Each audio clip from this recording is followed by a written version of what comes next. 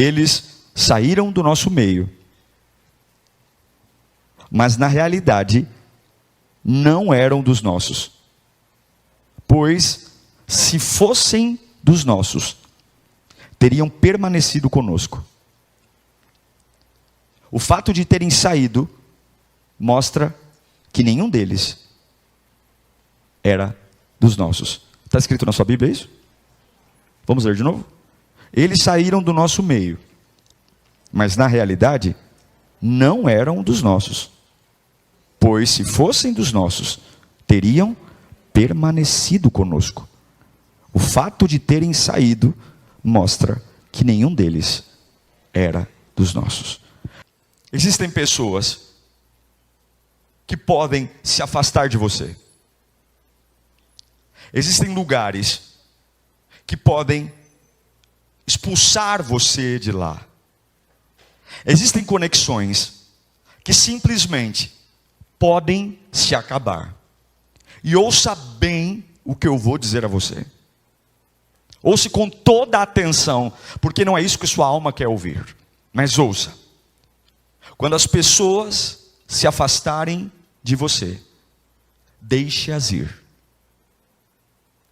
Quando as pessoas se afastarem de você, deixe-as ir. Eu vou repetir.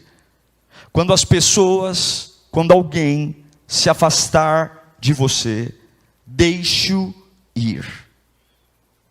Deus não nos fez para homens.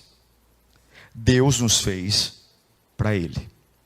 Eu sei que essa afirmação pode parecer um pouco chocante, porque nós estamos sempre acostumados a remediar tudo e ter sempre no bolso da vida durepoque, arames, para que aquilo que se rompeu, e está na cara que se rompeu, a gente comece a fazer remendos e viver uma vida extremamente artificial, fingindo que aquilo que se rompeu, de fato, não se rompeu, ainda existe. E tiramos do bolso da vida arames, durepox, e fazemos os nossos remendos para manter a aparência de que aquilo que no fundo da nossa alma, nós sabemos que já acabou, já não há conexão, ainda existe. E é por isso que nós simplesmente paramos de depender do autor da vida, para depender de relacionamentos e questões que nunca antes deveriam nos alimentar. João está dizendo, eu sei quem está comigo por uma única razão, porque ele fica. E eu sei que quem não está comigo, existe uma outra razão, ele não fica. Simples assim, palavra de Deus. E o que nós fazemos? Em momentos de fim, cantamos sobre novidade, cantamos sobre vida nova, cantamos sobre algo lindo. A Bíblia diz que Deus não põe vinho novo em odre velho. Falamos, anunciamos, mas na prática, nós sempre estamos implorando para que alguém que está querendo nos deixar, fique. Nossas orações começam a ser comprometidas, nossa vida em santidade começa a ser comprometida, nossa vida de devoção começa a ser comprometida, porque nós começamos a esperar que alguém nos ame, que alguém me veja, que alguém repare em mim, que alguém atenda às carências da minha alma. Deus não me fez para que eu viva querendo que alguém se preocupe comigo.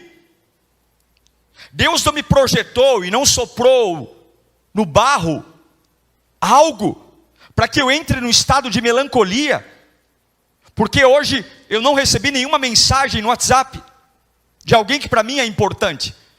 Nós os rebaixamos a um nível de pior do que animais. Nós somos a coroa da criação, mas começamos a fazer de iguais fontes de alimento. Amo minha esposa, amo minha filha, amo meus amigos, amo, mas nenhum deles em momento algum, por mais que minha alma insista em dizer que eu dependo de pessoas, que eu dependo, pastor, eu nem consigo me ver. Olha o que nós falamos, alguns dizem, eu não consigo saber como é viver sem essa pessoa. Olha os absurdos que nós aprendemos a dizer. Eu não saberei o que é sobreviver sem alguém. Se fulano me deixar, eu morro. Se isso acabar, eu morro. Nós desconectamos totalmente a ideia de identidade. Porque nós entendemos que o cenário atual, ou vivemos como se tudo que estivesse aqui sempre fosse se manter igual. E eu quero dizer para você, quando alguém se afastar de você, por mais que doa, você não pode segurar esta pessoa. Deixe ir, não insista. Desligue o telefone. Pare de olhar as redes sociais. Pare de ouvir sobre aquele assunto. Quando uma empresa te mandar embora, se desconecte desta lembrança. Quando algo se afastar de você, não importa quão maravilhoso foi, não importa quão brilhante foi, não importa quantas lembranças e saudades você tenha, ou quão atraído por isso você ainda é, ou quão talento aquilo te gerou, ou quantas ideias maravilhosas, não importa o que fizeram para você há 20 anos, 30 anos, não importa a situação que você está passando ou passou, quando algo se afastar de você, deixe ir, não insista.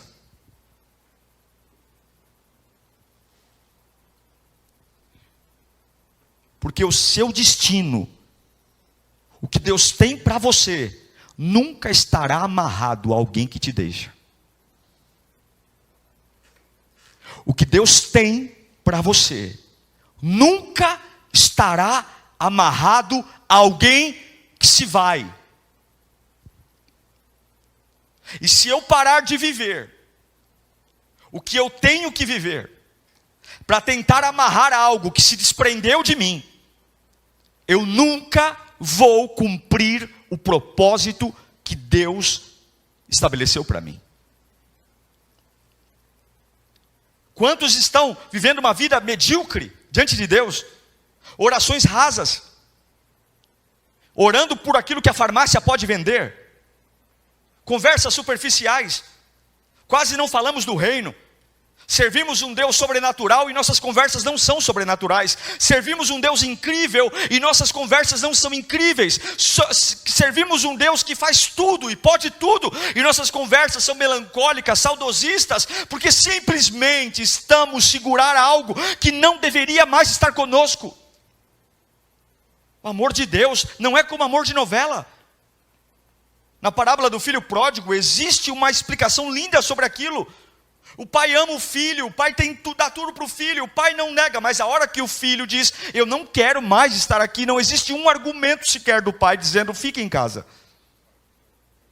Não existe um jantar dizendo, hoje à noite nós vamos sentar, e o papai vai tentar te persuadir para você ficar mais uns dias em casa. Pai, me dê minha parte na herança, eu quero ir embora. E o pai representa quem? Deus. A Bíblia diz, eles saíram do nosso meio, mas na realidade não eram dos nossos, porque se fossem dos nossos, eles teriam permanecido. Por que algo me deixa? Por que alguma coisa se rompe comigo? Porque não está mais ligado a você. Não estão ligadas a você. E se você tentar manter algo ligado a você, que não está ligado a você, você vai se tornar uma pessoa pegajosa. Você vai se transformar numa pessoa diferente da tua essência. A primeira coisa que você vai perder é a sua alegria. Quer matar um cristão? Arranque dele a alegria. Quer matar sua espiritualidade? Viva sem alegria. O maior testemunho que um cristão dá não é as orações belas que faz. O maior testemunho que nós damos não são quantos versículos a gente decora ou quantos departamentos da igreja a gente trabalha. O maior testemunho que um cristão pode dar a alguém é o nível de alegria que ele mantém em todas as estações da sua vida. É quando as pessoas olham para você e dizem, como que o nível de alegria dele não foi afetado?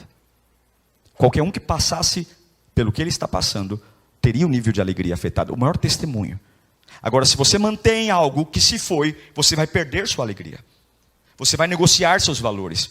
Você vai se rebaixar, você vai se anular. Tudo para tentar artificialmente manter algo que se rompeu preso e sabe no fundo da alma que por mais que você se desgaste, não durma, favoreça, gaste dinheiro, você não vai conseguir manter. Nosso grande problema é entender que nossa vida é feita de ciclos. Nossa vida é feita de ciclos. Só que nós construímos relações sabendo que são ciclos, mas construímos de forma eterna. Todo amigo que tenho hoje para mim é eterno. Claro que eu não estou falando aqui do casamento, ok? Estou falando de algo que pode se romper. Aliança matrimonial é algo que é estabelecido por Deus e é eterno. Assim como nossa comunhão com Deus. Mas estou falando de empresas, lugares, pessoas. Estou falando de situações, lembranças. Construímos uma vida onde todo o nosso momento é definitivo.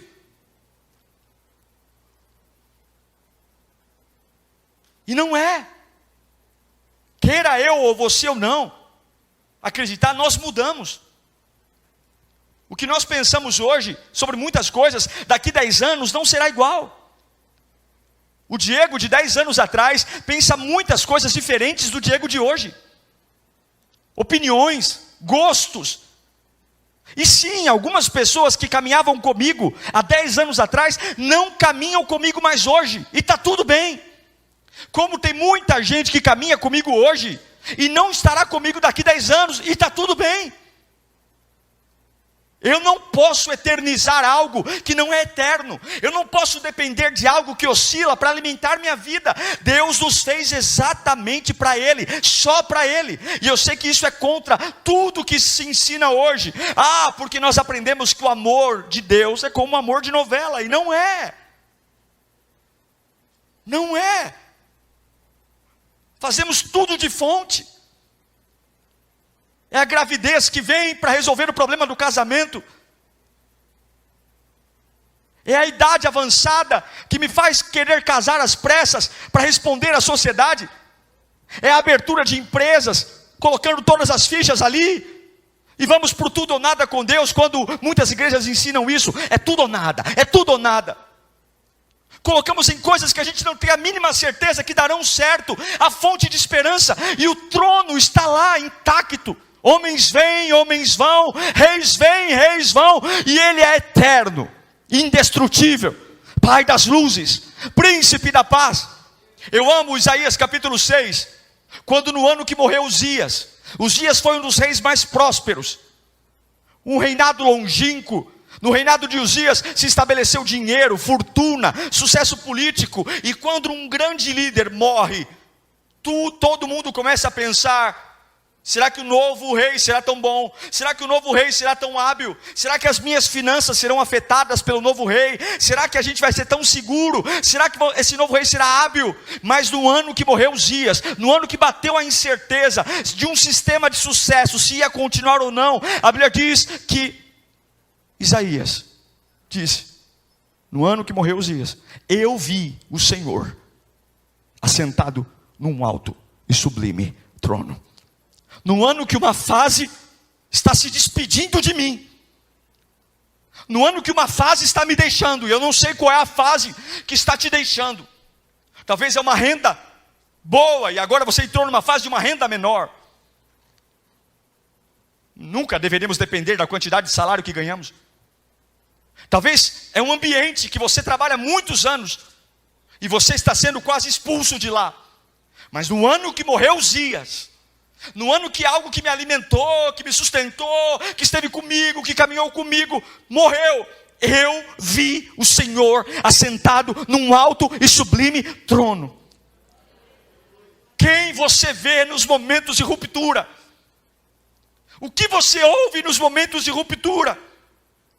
É o que Paulo fala em 1 Coríntios capítulo 13, versículo 11. Ele diz: quando eu era menino, eu falava como menino, eu pensava como menino, e eu raciocinava quando menino.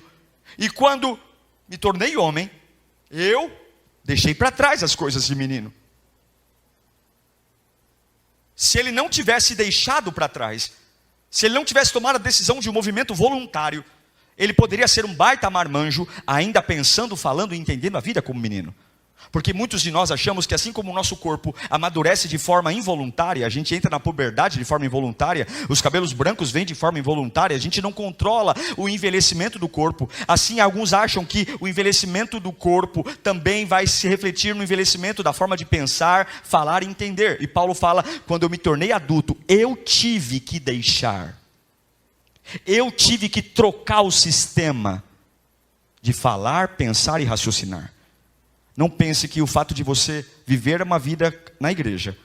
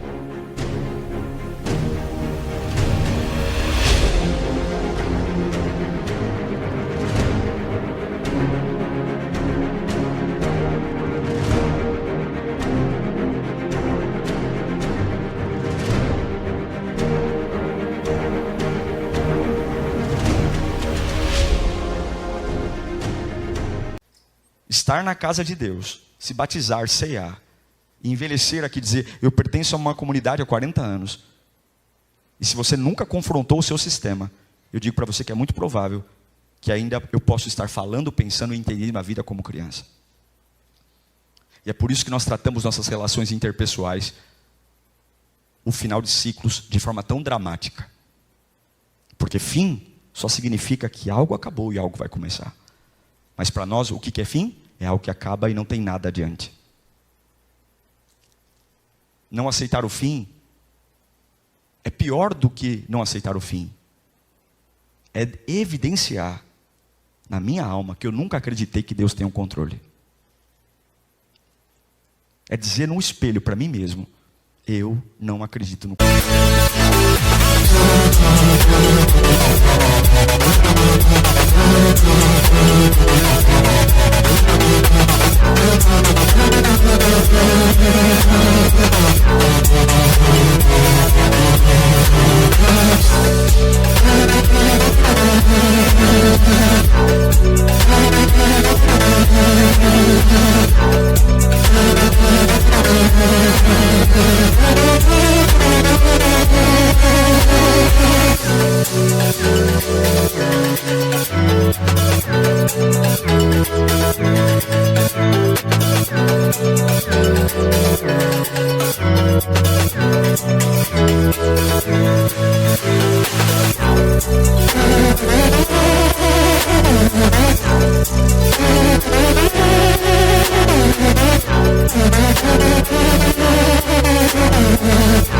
Controle de Deus.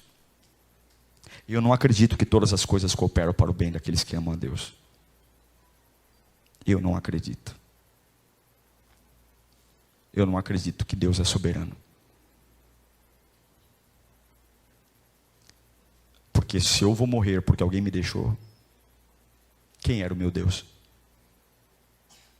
Quem era o meu Deus?